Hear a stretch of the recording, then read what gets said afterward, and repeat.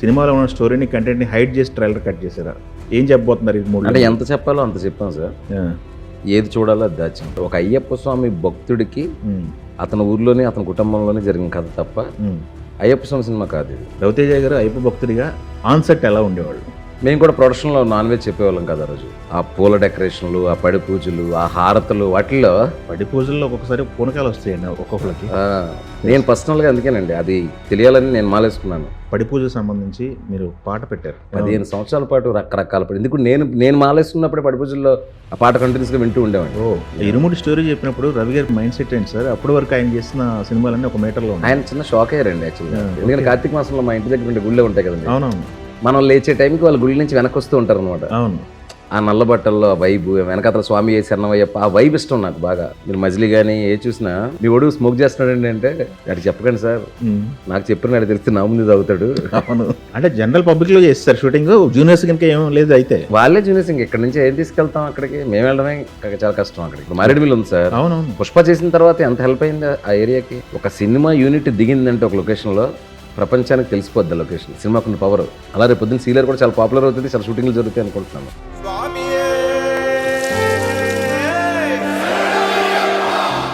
శివ గారు నమస్తే సార్. నమస్కారం సార్. మరికొన్ని గంటల్లో ఇరుముడి థియేటర్లోకి రాకపోతుంది. ఏంటి లాస్ట్ మినిట్ హరీ బరీలో టెన్షన్లో ఇట్లాంటి ఫీల్ అవుతున్నారా? స్టేట్ ఆఫ్ మైండ్ ఏంటి మీకు? అంటే మనం అవుట్పుట్ ఇస్తాం కదండి, మనం సినిమా మనం తీసిచ్చాము. Now I'm relaxed. Okay okay, super sir. అంటే మనం ఎగ్జామ్ రాసాము, 100కి 100 మార్క్స్ అని మనం బిలీవ్ చేస్తుంటాం.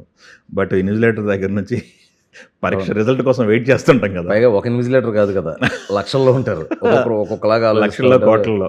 వీళ్ళ sensibilities and majority people match అయినప్పుడు మన సినిమా then it will become a good hit. Irumudi trailer చూసాము. ట్రైలర్లో కంటెంట్ మాకు అర్థమైంది. బట్ ట్రైలర్లో చూసిన స్టోరీ ఏదైతే ఉందో అదే కన్వే అవుతుందా సినిమాలో, లేదా సినిమాలో ఉన్న స్టోరీని కంటెంట్ని హైడ్ చేసి ట్రైలర్ కట్ చేశారా? ఏం చెప్పబోతున్నారు ఈ మూడు? అంటే ఎంత చెప్పాలో అంత చెప్పాం సార్. ఏది చూడాలో అది దాచాం. Okay okay. ఇప్పుడు మాకు అర్థమైన ట్రైలర్లో అర్థమైన స్టోరీ ఒకటి చెప్తాను, అదే కాదా ఇంకేమైనా ఉందా మీరు చెప్పండి సార్.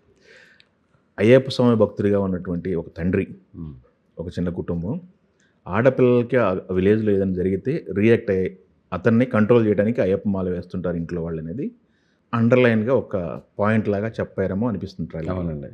అదేనా? దాని మించి ఏమైనా ఉందా ఇంకా సినిమాలో? అది ఒక థీమ్ అండి అది. ఓకే. అది one of the theme the film. Okay. So అది ఒక ఎమోషనల్ ఫిల్మ్గా ఎలా టర్న్ అయింది, అతను 41 రోజులు మాలేసుకున్నప్పుడు జరిగిన కన్సిక్వెన్సెస్ ఏంటి, అతనికి వచ్చిన కాన్ఫ్లిక్ట్ ఏంటి. ఒక డ్రంక్ కార్డ్ 41 రోజులు మాలేసుకోవాల్సిన పరిస్థితి ఇదంతా వచ్చినప్పుడు ఆ స్క్రీన్ ప్లేలో 41 డేస్ ఆ ముందు జరిగిన ఇన్సిడెంట్స్, ఆ ఇన్సిడెంట్లో అతని సంఘర్షణ, ఒక ఎలా అతను బయటకు రావడానికి ఎలాగా దాంతో ఫైట్ చేశాడు, ఆ సిచ్యువేషన్స్తో, ఆ సిచ్యువేషన్స్కి ఎలా లోన్ అయ్యాడు, అతను లోన్ అయ్యి ఎమోషనల్ అయినప్పుడు ఆడియన్స్ కూడా అతని ఎమోషన్ని ఫీల్ అవ్వడం, అతనితో కనెక్ట్ అవ్వడం. సో అలాంటి దాన్ని చివరికి అతని ప్రయాణం ఎక్కడికి వెళ్ళింది, ఆ త్రినాథ్ అనే మనిషి జర్నీ, ఒక మామూలు ఒక డ్రంక్ కార్డ్ క్యారెక్టర్ ఒక మాల వేసుకొని, సో ఈ క్యారెక్టర్ తాలూకా లైఫ్ జర్నీలో కూతురే సర్వస్వం అనుకునేవాడి జర్నీ ఎలా ఉంది, అతని కుటుంబంతో ఉండే బంధం ఏంటి, కుటుంబంతో ఉండే ప్రాబ్లం ఏంటి, సొసైటీతో తనకు వచ్చిన రిఫ్ట్ ఏంటి, చుట్టుపక్కల ఉండే మనుషులతో వచ్చిన భావోద్వేగాల మధ్యలో సంఘర్షణ ఏంటి, ఇవన్నీ కూడా రకరకాల ఇన్సిడెంట్లు అన్నీ కలిసి టోటాలిటీలో ఒక ఎమోషనల్ ఎఫెక్ట్ తీసుకొస్తుంది. సూపర్. యా, ఓకే, సూపర్ అండి. అదొకటను. ఇంకొకటి అర్థమైంది నాకు, ఒకటి ఎడ్యుకేషన్ సిస్టమ్ని క్వశ్చన్ చేస్తున్నారు శివ నిర్మాణ గారు అని చెప్పేసి. నాట్ దట్ అండి. Not that. Yeah, education system మీద ఒక డైలాగ్ ఉంది కదా, అది డీప్లోకి వెళ్ళట్లేదు. Yeah yeah, it's the tip of ice అండి. ఓకే. యా, ఓకే, సూపర్ అండి. అయితే ఇక్కడ ఇరుముడి అనేది టైటిల్ అయ్యప్ప స్వామికి సంబంధించి ఎంతవరకు జర్నీ ఉంటుంది దీంట్లో? అదే మీకు ఆల్మోస్ట్ ట్రైలర్లో ఒక ప్రపోర్షన్ ఉంది కదండి, అదే విధంగా ఉంటుంది సినిమా కూడా. ఓకే. అంటే ఇప్పుడైతే నేను చాలామందికి ఏం చెప్పానంటే, ఒక అయ్యప్ప స్వామి భక్తుడికి అతని ఊర్లోనే అతని కుటుంబంలోనే జరిగిన కథ తప్ప అయ్యప్ప స్వామి సినిమా కాదు ఇది. అవునవును. అతను ఒక అయ్యప్ప స్వామి భక్తుడు అంతే. అంతే అంతే. అయ్యప్ప స్వామి భక్తుడిగా అతని జీవితంలో అయ్యప్ప స్వామిని కార్తీక మాసం వచ్చినప్పుడు అయ్యప్ప స్వామి రిచువల్స్ వాటిల్లో ఒక భాగంగా ఉండే ఒక జర్నీ, పార్ట్ ఆఫ్ జర్నీ తప్ప అది సినిమా కాదు. ఓకే. సూపర్ అండి. అయితే మనం చూసాము రామారావు గారి దగ్గర నుంచి కూడా డివోషనల్ ఫిలిమ్స్ చేస్తుంటే వాళ్ళకు మీటర్ ఫాలో అయ్యేవాళ్ళు, వాళ్ళకి కొన్ని పద్ధతులు పాటించేవాళ్ళు, డివోషనల్ వైబ్ ఉన్న సినిమాలు. అవునండి, అవును. చాలా విన్నాం. నేల మీద పడుకునే వాళ్ళని, వెజిటేరియన్ అని, అవునండి. నాన్ వెజ్ టచ్ చేసేవాళ్ళు కదని, ఇలా చాలా రకాలు ఉండేవి. ఇప్పుడు రవితేజ గారు ఈ సినిమా చేస్తున్నంతసేపు రవితేజ గారి మూడ్ ఎలా ఉంది, రవితేజ గారు అయ్యప్ప భక్తుడిగా ఆన్సెట్ ఎలా ఉండేవాళ్ళు? అలాగే నాకు ఒకటేంటంటే మేము 100 మంది 200 మంది స్వాములతో షూటింగ్ చేసేవాళ్ళం కదా. అవును. అది మనం చూపించేటప్పుడు అది ఫాలో అవ్వాలి కాబట్టి అది చెప్పులు తీసేసి ఉమ్. ఆ సీన్లు ఉన్నప్పుడు మాత్రం ఆ, ఏదైతే మేము గుళ్ళో అయ్యప్ప స్వామి సీన్లు మామూలుగానే గుళ్ళో చేస్తాం కాబట్టి చెప్పులు వేసుకోము. వేసుకోమేసుకో. సో అది పెద్ద డిఫరెన్స్ ఇదేముండదు. ఇప్పుడు అందులో కొంచెం భిక్ష తీసుకునే సీన్లు ఉంటాయి, అక్కడ షర్ట్ తీసేసి అయ్యో స్వాములు భిక్ష తినేటప్పుడు షర్ట్ తీసేస్తారు. అవును. అలాంటివన్నీ ఆయనకి తెలీదు. Hmm. సో నేను చెప్పి అన్న ఇలా చేస్తారు అది అథెంటిక్గా చేస్తేనే ఉమ్. రిలేట్ అవుతారు, అవును. వాళ్ళు కూడా సాటిస్ఫై అవుతారు అని చెప్పినప్పుడు అవునా శివ అని చెప్పేసి ఆయన షర్ట్ తీసేసి ఉమ్. ఆ చెప్పులు లేకుండా అంతవరకు ఆ షూటింగ్లో ఆ సీన్లు వచ్చినప్పుడు మాత్రం ఉమ్. మేము కూడా ప్రొడక్షన్లో నాన్ వెజ్ చెప్పేవాళ్ళం కదా ఆ రోజు. ఓహో, వెరీ గుడ్. Yeah, okay. ఎందుకంటే అది ఇట్ డోంట్ లుక్ నైస్. అందరూ జూనియర్స్ అందరూ ఆ బ్లాక్ డ్రెస్లో ఉంటారు. అవును. ఒక రకమైన వైబ్ ఉంటుంది. ఉంటుంది. అది కొంతమందికి ఇబ్బంది కలిగించవచ్చు. ఎందుకని చెప్పేసి నేను క్లియర్గా ఫస్టే చెప్పేసాను ప్రొడక్షన్స్కి, ఆ. ఈ సీన్స్ షూట్ ఉన్నప్పుడు మాత్రం ఇవి మెయింటైన్ చేయండి అని. డివోషనల్ వైబ్ అనేది క్యారీ అవ్వాలి సెట్ మొత్తం. క్యారీ అవ్వాలి. ఉమ్. అయినా ఎవరో కూడా అది మనం చెప్పినా చెప్పకపోయినా అవునవును. ఆటోమేటిక్గా మనకు ఆ ఫీలింగ్ వచ్చేస్తుంది. Yes yes. పైగా షూటింగ్ అంటే చాలా ఇప్పుడు ఆ పూల డెకరేషన్లు, ఆ పడి పూజలు, ఆ హారతులు, వాటిల్లో పడి పూజల్లో ఒక్కొక్కసారి పూనకాలు వస్తాయండి ఒక్కొక్కళ్ళకి, ఆ, చాలా మందికి. నేను పర్సనల్గా అందుకేనండి అది తెలియాలని నేను మాలేసుకున్నాను. అవునా? సినిమా స్టార్ట్ అవ్వకముందే ఫస్ట్ టైం ఆహా. వేసుకొని శబరిమల వెళ్ళి మన ఫిల్మ్ నగర్లో 4-5 పడి పూజలు ఇవన్నీ చూసి ఉమ్. ఆ ప్రొడక్షన్ డిజైనర్కి ఒక ఫీడ్ ఇచ్చి ఆయన కూడా మాలేసుకున్నాను. ఆయనకి నాలెడ్జ్ ఉంది, మా Sai Suresh. Okay okay. So ఇద్దరం మాట్లాడుకొని వీలైనంత రియలిస్టిక్గా, అంటే మనకి మేక్ బిలీవ్ కదండి సినిమా అంతే, అంటే. అంతే. చూస్తున్నప్పుడు నిజంగానే మనకి ఆ ఊర్లో ఇది ఒక టెంపుల్లో ఈ సీన్లు జరుగుతున్నాయి ఉమ్, ఉమ్, ఉమ్. అనే ఫీలింగ్ రిలేట్ అయితే అవును. ఆ తర్వాత వచ్చే కాన్ఫ్లిక్ట్ ఇంకా ఆర్గానిక్గా ఎంజాయ్ చేస్తారు. ఎస్, కనెక్ట్ మనం అవ్వాలి. ఏదో తూతు మంత్రంగా అలాగ నడిపేసాం అనుకోండి, బాగుండదు. ఓకే.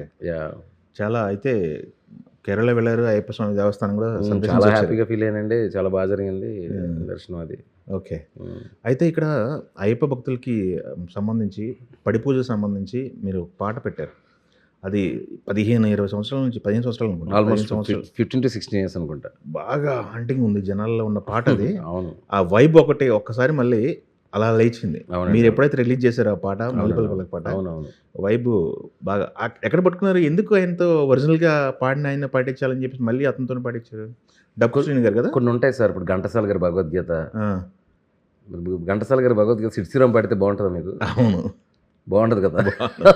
మన చెవులు మన మనస్సు అలవాటు అయిపోయింది. అలవాటు అయిపోయిన ఉంటుంది. 15 సంవత్సరాల పాటు రకరకాల పాటు. ఎందుకు నేను మాలేసుకున్నప్పుడే పడి పూజల్లో ఆ పాట కంటిన్యూస్గా వింటూ ఉండేవాడిని. ఓ. అంటే రవి గారికి ఆ వాయిస్ సెట్ అవుతుందా అనేది ఒక ట్రిక్ ఉంటుంది, కానీ అది 4-5 రోజులే ఉంటుంది అది. Okay okay. మీకు ఏదైనా కొత్తది అలవాటు చేసినప్పుడు టైం పడుతుందండి. ఫస్ట్ వినగానే ఆ గొంతు సెట్ అవ్వలేనట్టు ఉంది, కొంచెం బేస్ తగ్గింది, ఏదైనా వచ్చినాయి కామెంట్స్. ఇప్పుడు చూస్తే 10 million బాగా ఎక్కడికి వెళ్ళిపోయింది. హాంటింగ్ ఉంది. సో అంటే ఆ ఫస్ట్ ఆ బిగినింగ్లోనే అది ఉంటుందండి. ఓకే. నేను డప్పు సింగర్ కాకుండా ప్లేబ్యాక్ సింగర్ ఎవరినో పాడించుంటే అది ఇంకా ప్రాబ్లం అయ్యేది. ఓకే. ఎందుకు ఆయన ఒరిజినల్ సింగర్నే పాడించవచ్చు కదా మళ్ళీ వీళ్ళే అంటారు. అవును. ఎవరైతే డబ్బు శ్రీని గారు అక్కడ ఏ ఏరియా సార్ అది? డబ్బు శ్రీని గారు అంటే అక్కడ సీని గారిది మర్చిపోయానండి, మనకి ఈస్టా వెస్టా సంథింగ్. ఓకే. డప్పు సింగర్ ఒక్కరే కాదు, ఆ, మీకు అతనికే ఆ క్రెడిట్ ఇచ్చాము, ఆ లిరిక్ రాసిన అతను లిరిక్ రైటర్గా పేరేసాము, ఓకే. మ్యూజిక్ కంపోజర్కి ఒరిజినల్ కంపోజర్ అని పేరేసాము. Okay, super. జీవి గారికి చెప్పి ఇక్కడ ట్రైడెంట్కి పిలిచి వాళ్ళతో రికార్డ్ చేసి, మళ్ళీ నేను జీవి గారికి గొంతు కొంచెం బేస్ తగ్గిందని చెప్పి సెకండ్ టైం రికార్డ్ చేసాము. ఆయన 3 నేషనల్ అవార్డులు విన్నర్ అండి జీవి ప్రకాష్ గారు. అవును. ఆయన దగ్గర సింగర్లు ఉండరా? అంతేగా. ఆయన ఎవరితో పాడించలేరు.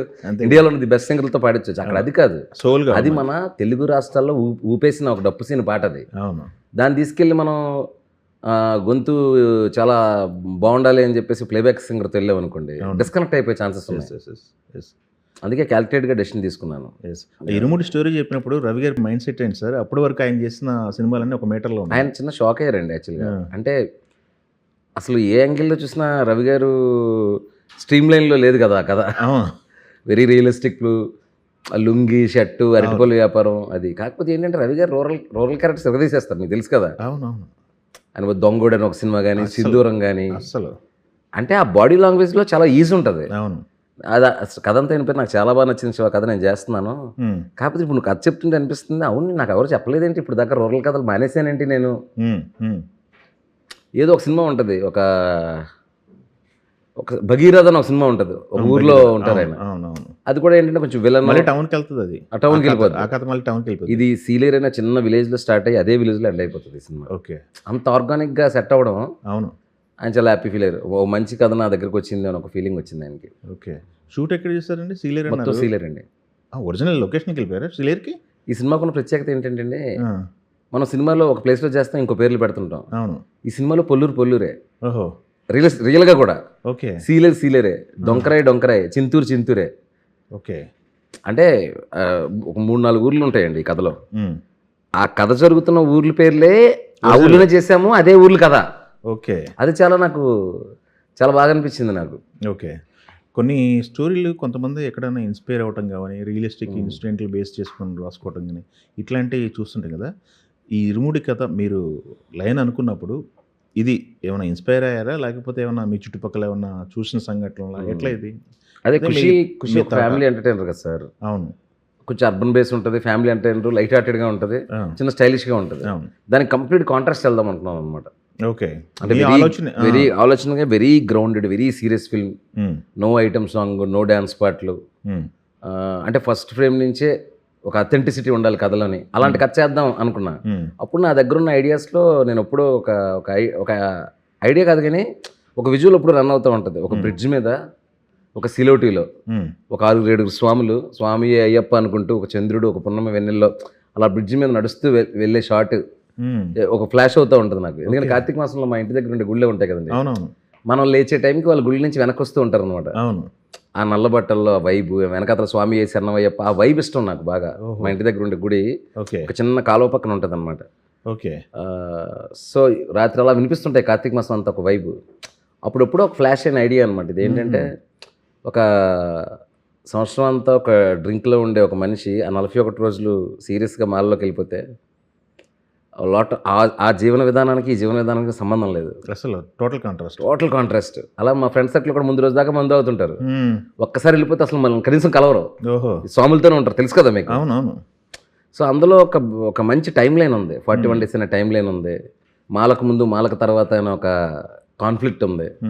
సో టైం లైన్లో మాలకు ముందు జరిగినవి మాలకులో ఉన్నప్పుడు రిఫ్లెక్ట్ అయినప్పుడు వచ్చే డ్రామా ఉంది. So this is the correct narrative అనిపించింది ఈ టైంలో చేయడానికి. దానికి ఎమోషన్ ఎవరి కోసం మాలేస్తున్నాడు, కూతురు.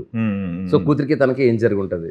సో ఇది ఒక్క కూతురైనా ఇంకో 10 మంది కూతుర్లు ఉంటే ఎలా ఉంటుంది, ఓ 10 మంది అమ్మాయిలు, ఒక ఆటోలో అరటికలు వేసుకునే అతను, ఒక చిన్న ఊరు, అమ్మాయిల చుట్టూ ఏం జరిగింది, ఇలా ఒకటి సీడ్ వేసుకుంటూ దెన్ రెగ్యులర్గా అక్కడ ఒక విలన్ పెట్టి ఆ విలన్కి హీరోకి జరిగిన కథ అంటే బోర్ కొడుతుంది. మళ్ళీ విలన్లు పెట్టద్దు, ఇన్సిడెంట్లోనే ట్రాప్ అవ్వాలి. ఓకే.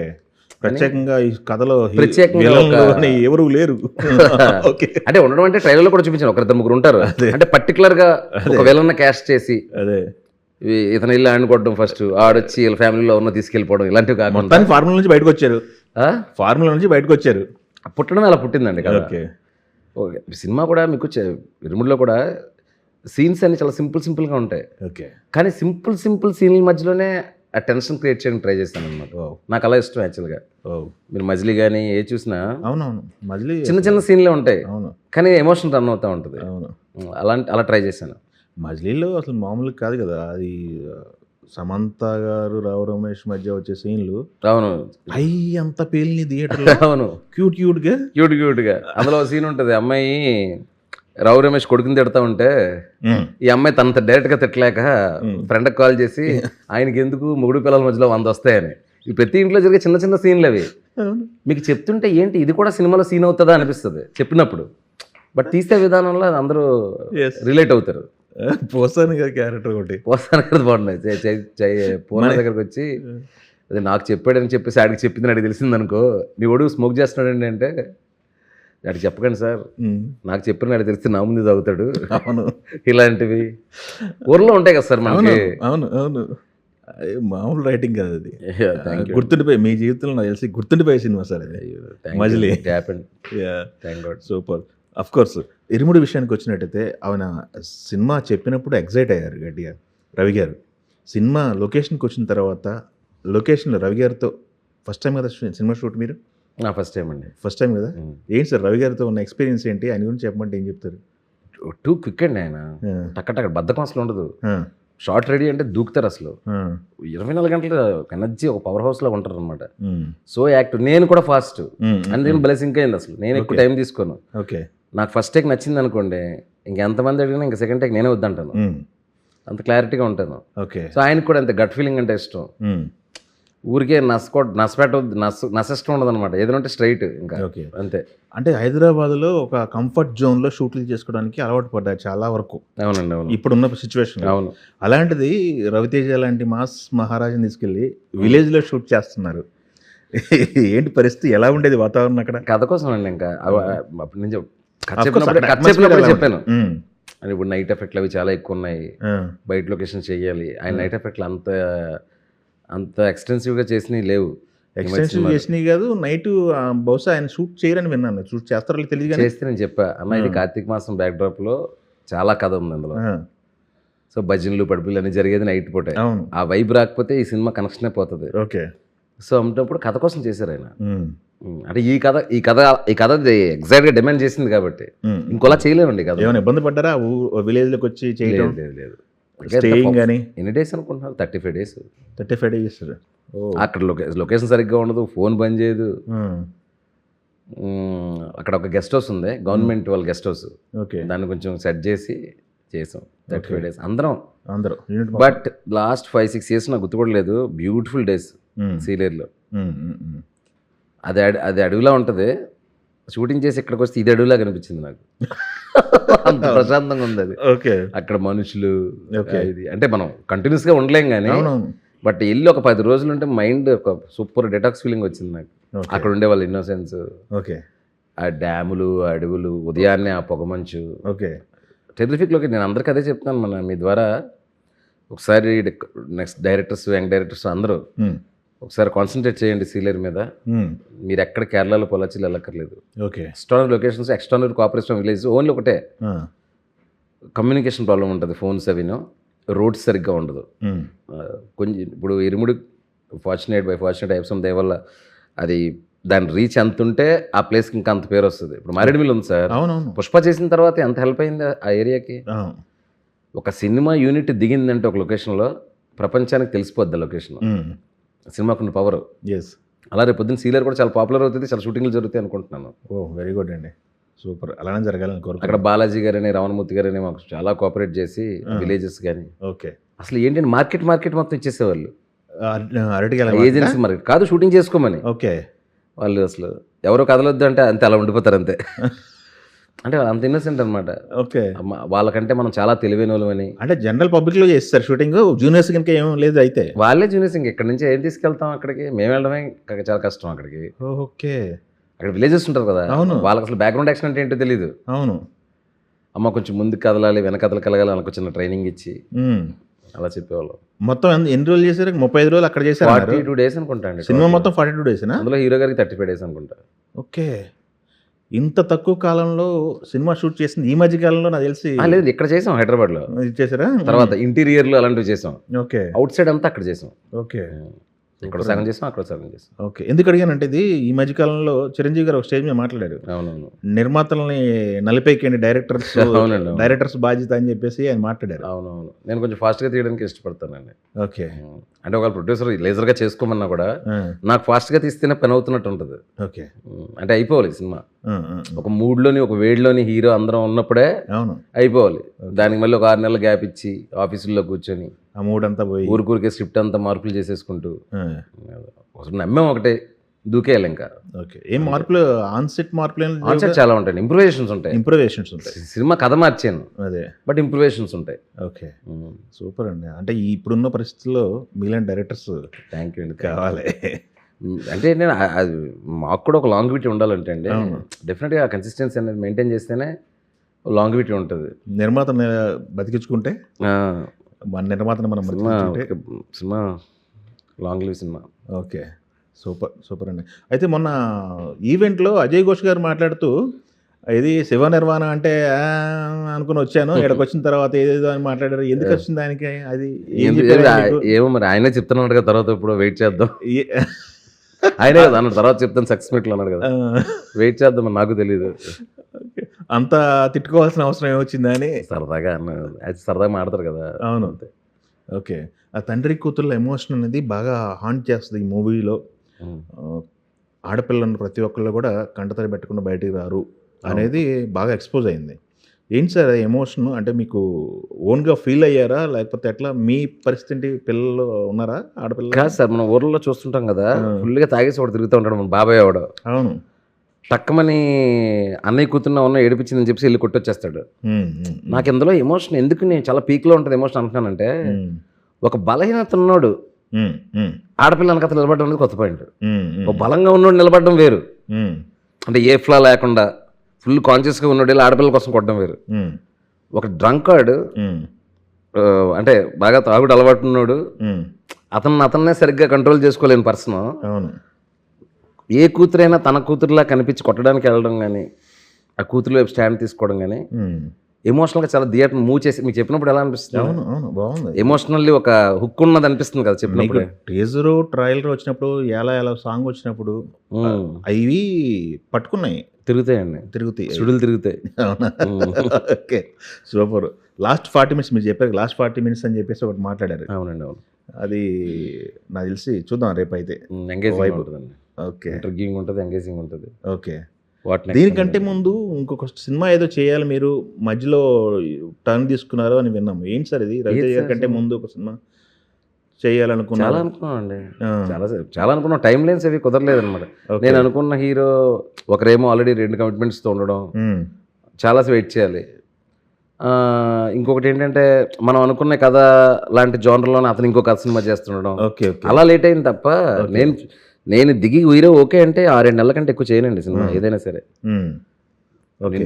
నిన్ను కోరి దగ్గర నుంచి అన్ని సినిమాలు 6-7 నెలల్లో ఫినిష్ చేస్తే నాకు చేసినట్టు ఉంటుంది. అవును. టక్ జగదీష్ తర్వాత నాని గారితో మళ్ళీ ఇంకొక సబ్జెక్ట్ ఇది అనుకున్నారంటే అది ఏంటి సార్ పరిస్థితి? ఏమనుకోలేదు సార్, ఇంకా లేదా? అనుకున్న రోజు ఒక ఫోన్ కాల్ అవే నేను తిన్నగలి చెప్పేస్తాను. కాకపోతే ఏంటంటే ఈసారి నాన్నగారితో చేస్తే మాత్రం అది ఆయనకంటే ముందు నాకు విపరీతంగా నచ్చి ఇది కదా మేము సినిమా చెయ్యాలి 3 సినిమా చేస్తే అన్న ఫీలింగ్ నాకు వస్తేనే చెప్తాను. Okay okay. ఆయన మీటర్ మార్చినట్టున్నారు, ఆయన ఫుల్ మాస్లోకి వెళ్ళిపోయారు, ప్యారడైజ్. ఆయన చేస్తారండి, అన్ని రకాల సినిమాలు చేస్తారు. ఎందుకంటే ఒక సిచ్యువేషన్ గురించి ఏం చేస్తే బాగుంటుంది అనే దాంట్లో ఆయన ఆలోచన విధానం చాలా ఇంటెలిజెంట్గా ఉంటుంది.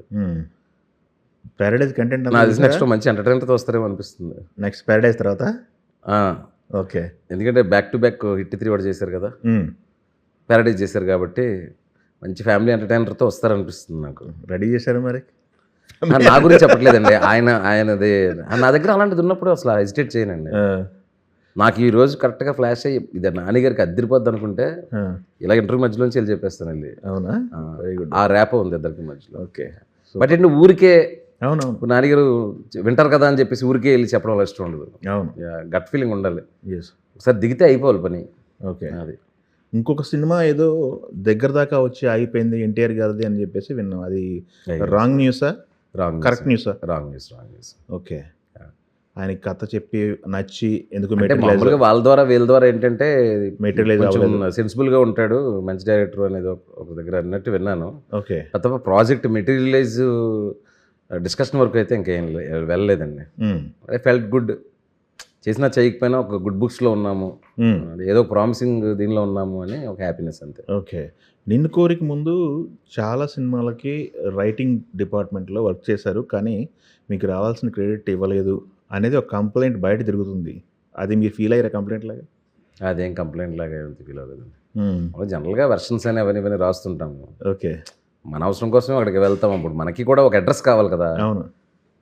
అడ్రస్ బదులు ఆ కథలకని ఈ కథలకని ఒక వెర్షన్లు అలా రాస్తూ ఉంటాం అంతే తప్ప నా దగ్గర ఎవరు నన్ను మోసం చేసేసి అట్లా ఏం జరగలేదు. ఇప్పుడు జరగలేదు. ఓకే, సూపర్ అండి.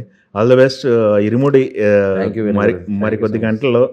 మరికొద్ది గంటల్లో మీరు ఫస్ట్ చూడండి, కంపల్సరీ చూడాల్సింది. పర్సనల్గా చెప్పండి మీకు ఎలా అనిపించింది సినిమా. ఫైనల్గా మీరు ఏమైనా ఆడియన్స్కి చెప్పదలుచుకున్నారా తెలుగు అందరూ? అదే మిమ్మల్ని మీరు చూసుకునే ఒక అంత రిలేటబిలిటీ ఉన్న కథ, చాలా ఒక ఫ్యామిలీ ఓరియంటేషన్లో ఉండే కథ వస్తుంది. దాన్ని ఎమోషన్స్తో పాటు హైలీ ఎంగేజింగ్ ఫిల్మ్ చూద్దాం అనుకునే ఒక దీనిలో ఉంటుంది ఈ ఫిల్ము. సో వెళ్ళి ఎక్స్పీరియన్స్ అవ్వండి. మీరు ఎవరైతే కలిసి వెళ్తున్నారో వాళ్ళతో చెరిష్ చేసుకునే సినిమా అవుతుంది ఇది. So watch it and enjoy. Okay, all the best అండి. Thank you so much. ఝన్ ఝన్ ఝన్ తెలుగు వన్